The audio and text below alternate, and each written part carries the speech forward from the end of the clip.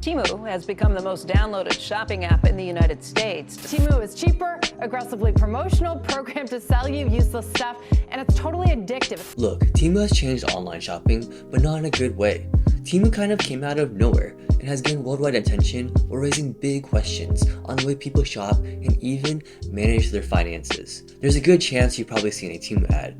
You may have even seen one before watching this video, and their ads are aggressive. These beach bags are free! How come no one wants them? Wait a minute, I know why. The price is so low that people don't believe the event is real. Whether it be from their $14 million Super Bowl ad or influencer hauls, they tout incredibly low prices, and their tagline, "Shop like a billionaire," promises a certain standard of spending. But like everything in the world, nothing's free, even for that portable mini pocket printer. So today we'll go into how Temu has changed online shopping, how they're able to sell at such a cheap price, and the problem with shopping like a billionaire. And before we even begin, we need to answer the big question on everyone's mind.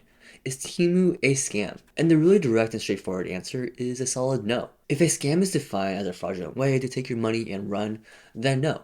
Temu is a real business, and like any business, it sells the products in exchange for your money. Temu is based in Boston and falls under its parent company, PDD Holdings, which is also the parent of another Chinese e-commerce giant, Pinduoduo, which has its own app with over 900 million users. But it gets a little fishy from here. In 2023, Google blocked the Pinduoduo app on the Google Play Store when it was discovered that there was malware in the app. Basically, the sister app of Temu was found to have malware with the ability to either steal your data or monitor other apps and view your data without your permission or knowledge. But concerning specifically Temu, there hasn't been any issues with security yet. Another interesting and strategic move that Pinduoduo and Temu's parent company, PDD Holdings, moved operations to Ireland after the scrutiny. And additionally, as mentioned before, Temu is also out of Boston. Whether it's a strategic move or that PDD Holdings is trying to change the perception and distance themselves from any association to China and security issues, only time will tell. But aside from the fishiness and peculiarities of PDD Holdings, Temu seems like a normal company. So let's get into Temu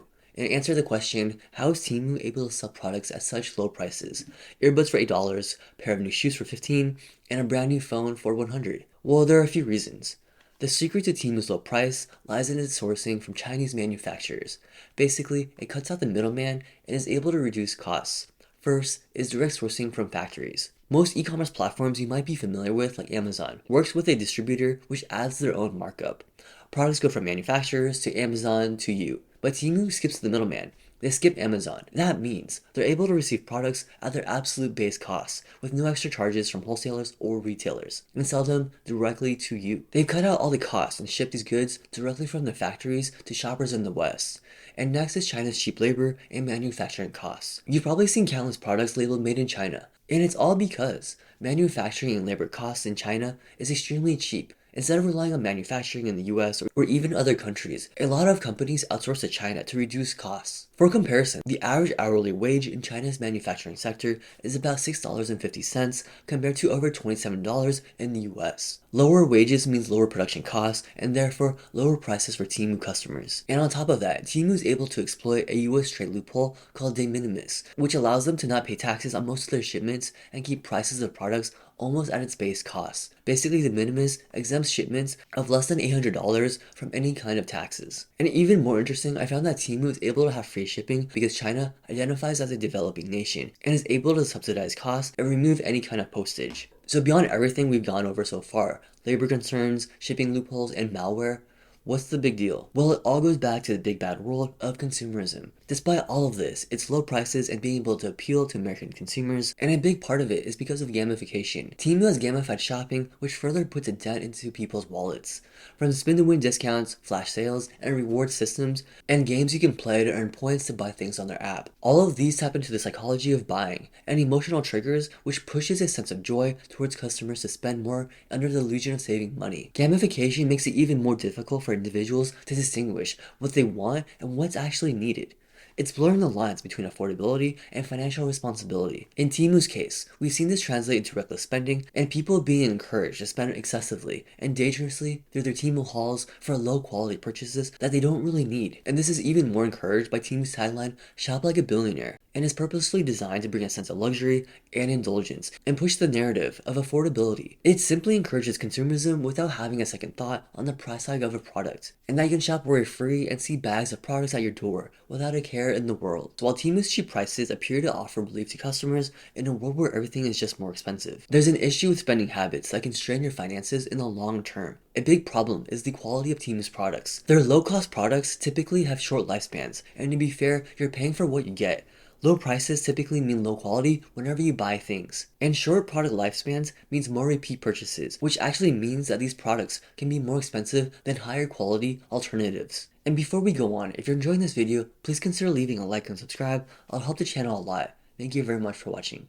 This model, known as disposable consumption, is the habit of constantly buying cheap products that are low quality and short-lived. And this leads to a lot of waste and clutter in your life and in your wallet. And it's easy to justify spending a few dollars here and there, but these small expenses can easily spiral out of control. Imagine buying $5 items every week.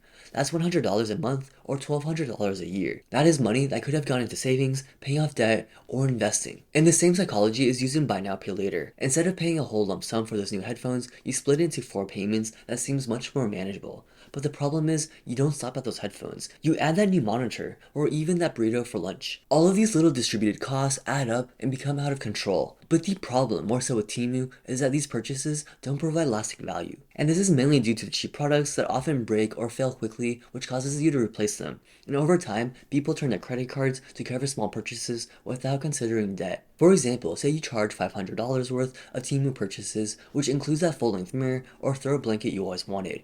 If you have an interest rate of 20% and only make the minimum payment, it would take 3 years to pay off that debt, and you'd spend nearly $200 in interest, almost half the cost of your purchases. And lastly is the false economy of cheap goods. Having the convenience and accessibility to ultra cheap goods encourages impulse buying, which can easily undermine your budgeting. While buying cheap items feels like saving money, it can actually cost more in the long run. $5 shoes from Temu last 1 month, but $50 shoes last 2 years. The cheaper option ends up costing $120 over the same period, or more than double the price of the more expensive option. It's almost like having a smaller Coke can that promises 50% less sugar, but you can see multiple cans and drink more than you would have initially with just 1 can. It's an illusion of affordability. Disposable items are marked as an affordable option to higher quality products. And this is all especially prominent for lower income households. Data from the BLS showed that the bottom 20% of earners spend a higher percentage of their income on disposable goods compared to wealthier households, which left them with less money for savings and investments. With a few quick taps and swipes on our phone, we can have a box at our doorstep by tomorrow or even the same day. We love to buy even if we don't need something.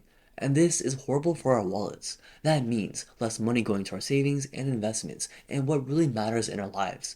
In a world where everything is just so expensive and the cost of living seems to consistently be at all-time highs, a lot of us find relief in buying things just to feel like we're in control of our own lives. And with inflation and all these other economic factors, it's hard not to worry and feel anxious about the future and dive into the world of Temu. So what can we do? If you're looking for cheap deals, you actually don't have to look far. Consider shopping at thrift stores if you need that adrenaline rush to make you feel like you got a bargain for some antique piece of clothing or furniture. And consider places like Facebook Marketplace, or even just learning to fix and increase the life of your own products. And do practice mindful spending and consider the opportunity cost of your purchases. While buying luxury typically isn't the best way to go, the extreme route with Temu likely isn't either. So consider all your options and see if there might be a middle ground. Find that balance between quality and quantity, and if your purchases are worth it in the long run as well. And if you're finding yourself with that urgency to spend, use the old 24-hour rule. Before buying any purchase, wait 24 hours as a cooling off period. Get a good night's sleep, go outside, and touch some grass. And overall, try to eliminate that sense of urgency to buy something, instead of letting those impulse purchases control you, your wallet, and even your future. So take charge of your own decisions and find that balance and compromise between buying that cool thing that you saw on the video on social media while also investing in your future. Beyond Temu's fishy parent company, malware, and ethical issues are problems that can directly affect your finances. Even though it's probably the only place where you can get sneakers for a few dollars, Temu encourages spending habits that can harm your finances in the long run. It probably isn't that place to shop if you're looking for a good solid car seat, but probably more so for hippo statues and coffee cats for your car. Disposable consumption might seem harmless and convenient. A few dollars here and there, but the financial cost can be significant. By encouraging frequent and unnecessary purchases, it erodes your savings, contributes to debt, and perpetuates economic inequality. But with some awareness and mindful spending, you can make more thoughtful purchases that don't break your bank. And all of this ties back to consumerism.